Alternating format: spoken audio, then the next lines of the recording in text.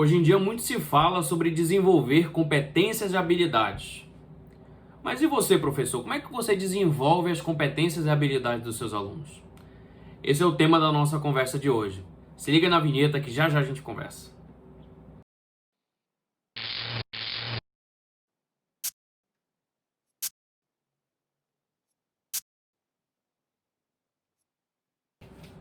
Bom, pessoal, eu sou o professor Tomás Veloso e como vocês viram aí, o papo de hoje vai ser sobre desenvolver competências e habilidades dos nossos alunos.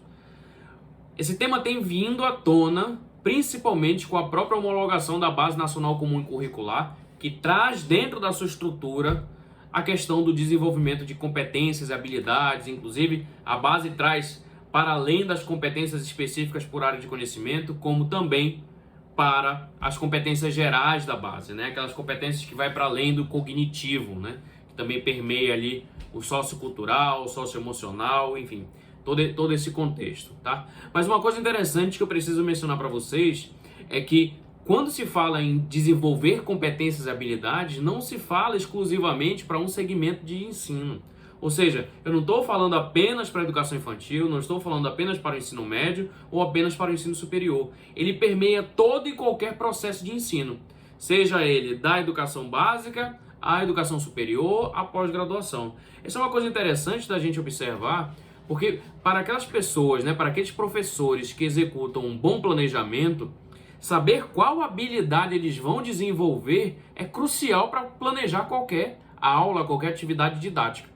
Então a nossa ideia aqui é exatamente tentar explicar para vocês como que a gente consegue fazer esse casamento entre um ensino extremamente tradicional que nós fomos ensinados, baseado única e exclusivamente no conteúdo, para o ensino baseado em habilidades e competências, né? Que pra gente, né, para quem foi ali da década de 90, até meados de 2000 para antes disso, realmente a gente teve um contato muito pouco com essa questão do desenvolvimento de habilidades e competências, tá? Mas fomos formados baseado nesse desenvolvimento de conteúdo, né? Mas agora a gente vai tentar ver como é que esse conteúdo se relaciona com a habilidade e competência para que você consiga desenvolver bem o seu aluno, a sua aluna, tanto baseado na BNCC, quanto também no documento curricular do seu próprio estado, enfim, da sua própria escola, da onde você está assistindo esse vídeo, tá? Mas antes da gente começar propriamente dito, dando aqui algum tipo de exemplo de como fazer isso, é importante a gente observar que existe um ponto crucial quando a gente fala em habilidades, em desenvolver habilidades, que é o quê? É o verbo que essa habilidade traz consigo. Aquele verbozinho lá no infinitivo, no início da habilidade, diz muita coisa sobre o que se pretende desenvolver com essa habilidade. Existem trechos, uma categorização que eu faço, talvez tenha algum autor aí que tenha feito algo parecido, eu nunca escrevi sobre isso, mas enfim, é uma categorização que eu faço, que é o seguinte: nós temos habilidades relacionadas ao ato, à observação, nós temos habilidades relacionadas à comparação e nós temos habilidades relacionadas à compreensão. Então, observação, comparação e compreensão, né? Então, esses três grandes eixos, né, esses três grandes domínios, lidam muito bem com uma gama de possibilidades do que vem a ser o desenvolver habilidades. E aí, eu vou puxar aqui a atenção, para quem é do ensino superior me perdoe, mas eu vou falar um pouquinho de BNCC. A BNCC traz essa estrutura do observar, do comparar e do compreender muito bem definida ao longo da sua estrutura. Você vai ver lá que nas séries iniciais do ensino fundamental, dos anos iniciais, você tem muito lá o observar, o identificar, o apontar, né? Então esses verbos no infinitivo estão muito mais no caráter de observar. E que lá para o meio para o final dos anos iniciais, a gente começa a ter medir, a gente começa a ter comparar, a gente começa a ter outros verbos que associam grandezas, por exemplo, calcular, enfim, vários verbos que associam grandezas. Então a gente começa a perceber uma transição dos anos iniciais bem no iniciozinho, no final dos anos iniciais e principalmente aí chegando para o ensino fundamental dos anos finais, quando a gente tem o analise, ou analisar, perdão, né? É verbo no infinitivo, analisar, compreender, comparar, identificar, tudo isso associado já numa mescla de verbos que a gente precisa compreender a complexidade cognitiva deles. Porque é daí que vem o que a gente chama de progressão curricular.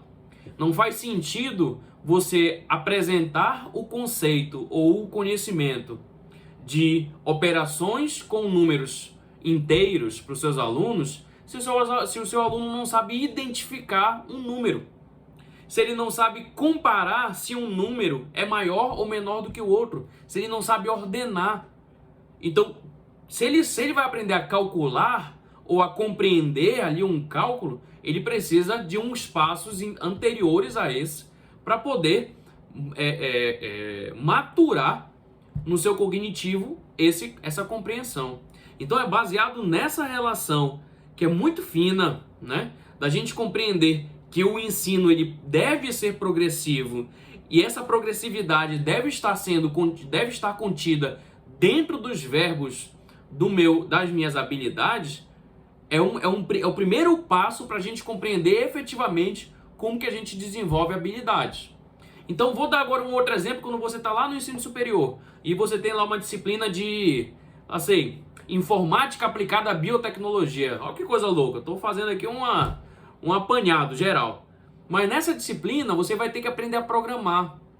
Então o que vem primeiro? Você tem que saber o que é programação, você tem que saber quais são as linguagens de programação, você tem que saber qual é a sintaxe da sua programação, né? Para depois chegar no computador e dizer assim, olha, agora vamos construir um código para trabalhar com meus dados de biotecnologia. Você compreende? Então não precisa eu ter um documento nacional, como é o caso da BNCC, para poder trazer para dentro da realidade da minha sala de aula o desenvolver competências e habilidades. E aí eu trago o que a própria BNCC traz em relação ao que vem a ser competências e habilidades. A BNCC, embora essas palavras muitas vezes se confundam, a BNCC consegue delimitar aonde cada uma começa e termina, né, respectivamente. Então compreende-se como competência um conjunto de habilidades, tá? Um conjunto de habilidades para um saber fazer, certo? Para um saber executar uma tarefa. Então, por exemplo, você tem lá uma função do segundo grau e na situação problema pede para você encontrar os zeros dessa função. Opa! Calma lá. O aluno precisa então identificar. Primeiro, ele tem que saber como é uma função do segundo grau. Tem que saber como é que é a concavidade da parábola dela, se é para cima ou para baixo. Como é que ele identifica o zero dessa função. Ele tem que calcular a raiz. Então, o que tem a ver com delta de Bhaskara. Enfim, ele precisa mobilizar um conjunto de habilidades para desenvolver lá a competência de compreender funções do segundo grau. Trazendo essa realidade um pouco mais para as humanas, ali no 8º ano, por ali, né? Quando a gente fala sobre os sistemas presidencialistas, né? Os sistemas que dirigem uma nação. Você tem o presidencialismo, você tem o parlamentarismo. Como é que isso funciona? Como é que isso funciona? Primeiro que o aluno precisa ter uma noção do que é uma nação, do que é constituído uma nação, o seu povo, o seu setor produtivo, os seus representantes, os representantes dentro da sua esfera municipal, da sua esfera estadual, da sua esfera nacional. Então, esses conceitos, de certa forma, eles vão trazendo ao aluno um despertar para algo que está se encaixando dentro ali de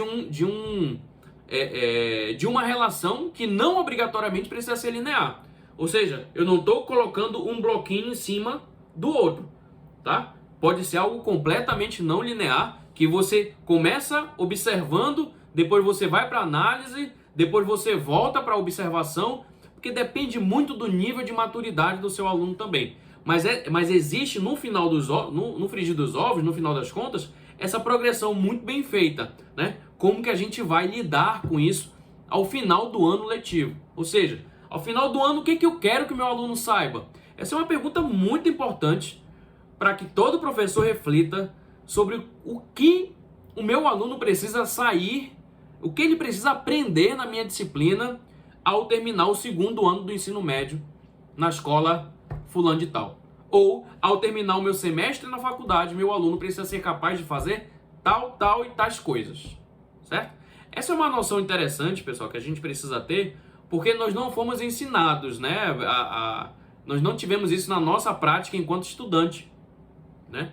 Mas hoje, no Brasil, se concebe, a partir do documento, né, curricular da BNCC, que não é um currículo em si, mas ela dá os direcionamentos para a criação dos currículos estaduais, enfim, o currículo das escolas, que não devem fugir dela, certo? Então a gente precisa entender e compreender como que essa relação é dada. E aí eu faço aqui uma sugestão simples, ao mesmo tempo que complexa, né? Não é porque é uma coisa simples que ela vai ser simplista.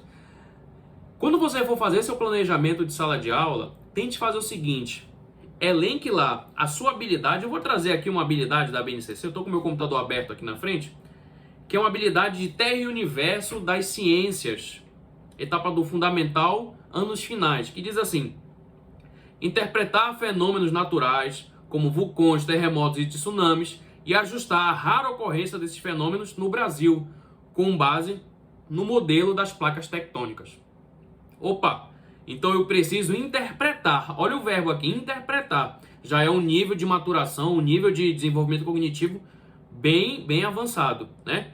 Interpretar o quê? Fenômenos naturais, como vulcões, terremotos e tsunamis, e o porquê que eles não ocorrem com frequência no Brasil. Aí é uma coisa interessante da gente fazer. Opa! Eu preciso primeiro saber o que é um vulcão, o que é um terremoto, o que é um tsunami. A gente precisa compreender o que é isso. O que são fenômenos naturais de uma forma geral, né? Aonde que o Brasil está localizado geograficamente dentro desse nosso globo, para que depois é que meu aluno tenha a capacidade de interpretar o que eu acabei de mencionar, né? Então a gente tem a gente precisa compreender isso, e aí no seu planejamento você tem que dizer: olha, a minha habilidade a ser desenvolvida é essa, mas eu preciso desses e desses conhecimentos para serem desenvolvidos. E aí vem um X da questão, porque nós somos professores conteudistas na maioria das vezes. Aí a gente diz assim: tá, mas qual conteúdo eu preciso dar para desenvolver tais e tais e tais subhabilidades? Olha que pergunta legal. É um exercício que parece ser simples, mas ele não é tão simples assim, certo? Agora, com o tempo, você vai ganhando maturidade para dizer assim: essa habilidade aqui eu preciso de tais conteúdos para desenvolver tal habilidade. E aí não obrigatoriamente uma habilidade está associada a um conteúdo, tá bom, pessoal? Tanto é que quando eu falei aqui de interpretar fenômenos naturais, eu estou falando dos fenômenos naturais em si e da posição geográfica do Brasil, né? Em relação a quê? Às suas placas tectônicas, tá? É ciências naturais, um pouquinho de geografia. Então a gente precisa ter essa relação de várias dimensões de conhecimento sendo trabalhadas com os nossos alunos, tá bom? Bom, eu espero que vocês tenham gostado. Realmente esse tema é um tema complexo, tá? Eu acho que vale a pena.